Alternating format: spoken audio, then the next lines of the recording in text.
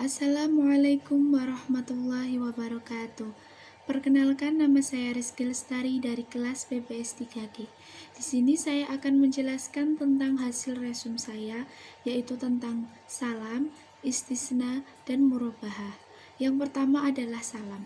Salam merupakan bentuk jual beli di mana barang yang akan dijual belikan itu belum ada. Maka penyerahan barang tersebut dilakukan secara tangguh, sedangkan pembayarannya dilakukan secara tunai. Nah, dalam praktek bank, nasabah ini berperan sebagai penjual dan bank berperan sebagai pembeli. Ketika barang tersebut sudah diserahkan kepada bank, bank akan menjual barang tersebut kepada rekan nasabah atau kepada nasabah itu sendiri. Dan pembayarannya itu bisa dilakukan secara tunai atau cash, atau juga bisa dilakukan secara cicilan. Nah, jika secara cicilan mengenai harga dan jangka waktu itu harus ditetapkan dulu di awal. Yang selanjutnya adalah dasar hukum salam. Dasar hukum salam ini sudah dijelaskan dalam Al-Quran dan hadis. Dalam Al-Quran dijelaskan dalam surat Al-Baqarah ayat 282, yang artinya, hai orang-orang yang beriman, apabila kamu bermuamalah tidak secara tunai untuk waktu yang ditentukan, hendaklah kamu menulisnya. Sedangkan dalam hadis, yaitu hadis yang diriwayatkan oleh Ibnu Abbas, bahwa Rasulullah SAW datang ke Madinah, di mana penduduknya melakukan salaf atau salam dalam buah-buahan dengan jangka waktu 1, 2, dan 3 tahun. Beliau berkata, barang siapa yang melakukan salaf atau salam, hendaknya ia melakukan dengan takaran jelas dan timbangan yang jelas pula, untuk jangka waktu yang ditentukan. Syarat utama dalam melakukan transaksi salam adalah barang yang akan diserahkan secara kemudian tersebut harus dijelaskan spesifikasinya secara jelas, yaitu meliputi mutu barang tersebut, jumlah barang tersebut, kualitas barang tersebut, dan lain-lain. Nah, apabila ketika barang tersebut sudah datang dan tidak sesuai dengan spesifikasi yang dijelaskan di awal, maka pembeli berhak untuk mengembalikan barang tersebut atau meminta ganti rugi. Nah, contoh transaksi jual beli salam adalah apabila petani tembakau membutuhkan uang saat ini juga, sedangkan tembakonya belum panen, maka petani tersebut bisa meminta kepada bank syariah untuk membeli hasil panennya, tetapi hasil panennya akan diberikan kemudian setelah panen. Nah, nanti bank tersebut akan menjual kembali hasil panen tersebut kepada petani dengan cara cicilan. Kemudian tentunya salam juga memiliki rukun dan syarat yang harus dipenuhi. Yang pertama adalah orang yang melakukan akad harus berakal dan baligh.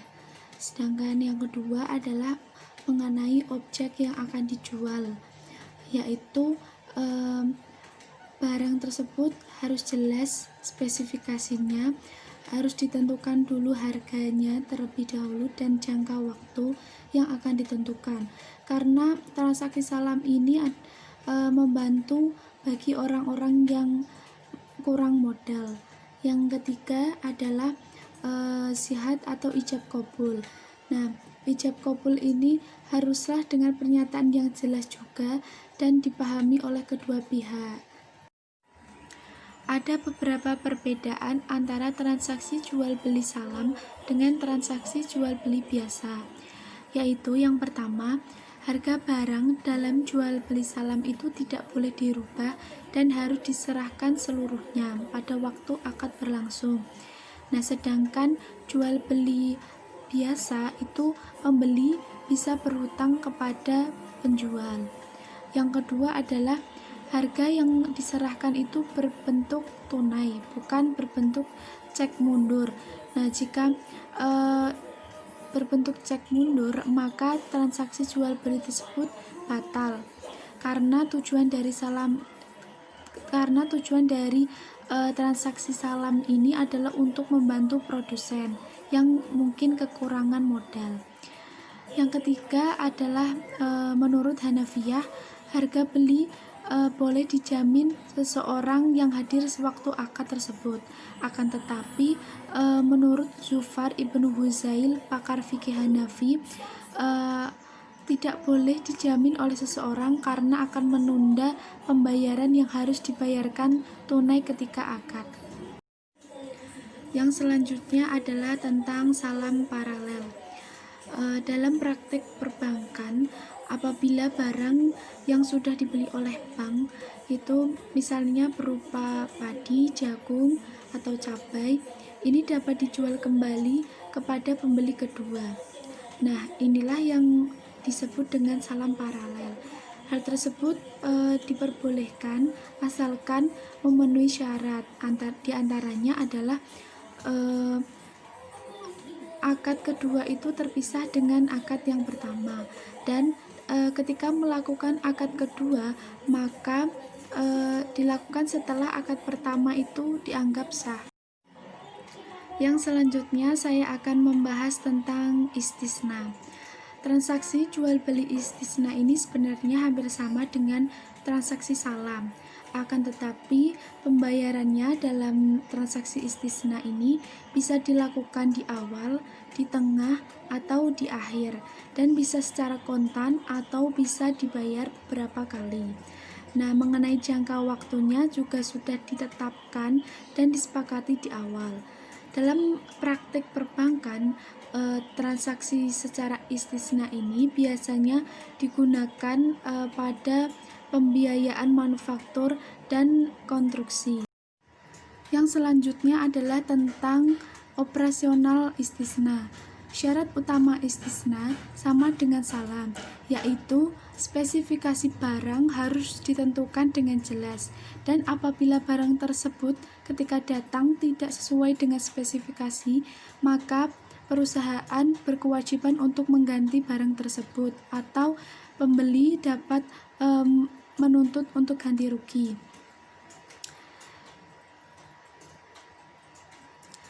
Dan setelah bank memperoleh barang tersebut, maka bank tersebut akan menjual kembali barangnya dan mengambil keuntungan. Selanjutnya tentang rukun dan syarat istisna. Adapun rukun istisna yang pertama adalah ada orang yang berakad, yaitu ada penjual dan pembeli.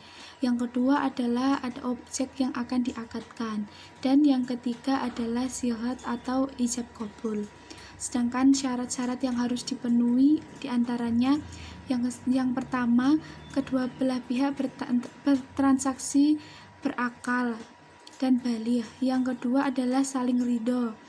Yang ketiga adalah sani atau menyatakan kesanggupan untuk membuat barang. Yang keempat, apabila bahan baku berasal dari mustani, maka akad ini bukan lagi istisna, tetapi berubah menjadi ijarah. Yang kelima adalah apabila akad mensyaratkan sani hanya bekerja saja, maka akad ini juga bukan lagi istisna, tetapi berubah menjadi ijarah. Dan keempat adalah masnu, atau barang yang dipesan mempunyai kriteria yang jelas. Dan yang terakhir adalah barang yang dipesan tidak termasuk ke dalam kategori dilarang ataupun haram. Selanjutnya tentang rukun dan syarat istisna. Adapun rukun istisna yang pertama adalah ada orang yang berakad, yaitu ada penjual dan pembeli. Yang kedua adalah ada objek yang akan diakadkan, dan yang ketiga adalah sihat atau ijab qabul. Sedangkan syarat-syarat yang harus dipenuhi diantaranya yang pertama, kedua belah pihak bertransaksi berakal dan baligh. Yang kedua adalah saling ridho. Yang ketiga adalah sani atau menyatakan kesanggupan untuk membuat barang. Yang keempat, apabila bahan baku berasal dari mustani, maka akad ini bukan lagi istisna, tetapi berubah menjadi ijarah. Yang kelima adalah apabila akad mensyaratkan syani hanya bekerja saja, maka akad ini juga bukan lagi istisna, tetapi berubah menjadi ijarah. Dan keempat adalah masnu, atau barang yang dipesan mempunyai kriteria yang jelas. Dan yang terakhir adalah barang yang dipesan tidak termasuk ke dalam kategori dilarang ataupun haram. Dan yang dimaksud dalam istisna paralel adalah ketika dalam sebuah kontrak istisna, bisa saja pembeli tersebut mengizinkan pembuat barang menggunakan subkontraktor untuk melakukan kontrak tersebut. Nah, kontrak baru ini yang disebut dengan istisna paralel. Dan selanjutnya saya akan menjelaskan tentang jual beli murabahah. Jual beli murabahah merupakan jual beli barang di mana penjual menjual sesuai harga beli dan mengambil keuntungan. Dan di sini penjual harus memberitahu harga beli barang tersebut dan ditambah dengan tingkat keuntungan. Dasar hukum atau landasan syariah yang mendasari jual beli murabahah terdapat pada Al-Quran dan hadis. Dalam Al-Quran telah dijelaskan pada surat Al-Baqarah ayat 275 yang artinya, padahal Allah telah menghalalkan jual beli dan mengharamkan riba. Sedangkan dalam hadis dari Suhaib Al-Rumi radhiyallahu anhu bahwa Rasulullah SAW bersabda, 3 hal yang di dalamnya terdapat keberkatan: jual beli secara tangguh, muqaradah atau mudarobah, dan mencampur gandum dengan tepung untuk keperluan rumah, bukan untuk dijual. Hadis riwayat Ibnu Majah. Yang selanjutnya adalah tentang operasional murabahah. Produk murabahah adalah pembiayaan perbankan syariah dengan menggunakan prinsip jual beli barang pada harga asal dengan tambahan keuntungan yang disepakati antara kedua belah pihak. Dan di sini bank berperan sebagai penjual, sedangkan nasabah berperan sebagai pembeli. Nah, bila dilihat sekilas terdapat kesamaan antara jual beli murabahah dengan pembiayaan konsumtif. Persamaannya yaitu pembiayaan yang diberikan itu berupa barang, contohnya mobil, motor, dan lain-lain, bukan uang, dan pembayarannya itu secara cicilan. Namun, jika diperhatikan dalam sesuai dengan fatwa DSN MUI, karakteristik antara keduanya itu berbeda. Dan perbedaan yang pertama adalah harga jual pembiayaan konsumtif itu biasanya memakai tingkat bunga yang tergantung situasi pasar. Sedangkan margin atau tingkat keuntungan murabahah bila sudah terjadi ijab qabul itu bersifat tetap, sehingga harga jual tidak boleh berubah-ubah. Nah, perbedaan yang kedua adalah akad murabahah adalah akad jual beli, sehingga ketika akad harus ada barang yang akan diperjualbelikan. Namun dalam pembiayaan konsumen itu belum tentu ada barangnya. Maka nasabah diberi uang untuk dipergunakan untuk membeli barang tersebut. Perbedaan yang ketiga adalah dalam hal utang nasabah. Dalam jual beli murabahah, utang nasabah adalah sebesar harga jual.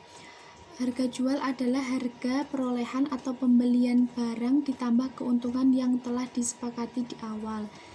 Nah, apabila nasabah mengangsur utangnya, utang nasabah itu akan berkurang sebesar pembayaran angsuran yang dilakukan, jika tidak membedakan lagi unsur pokok dan unsur keuntungan.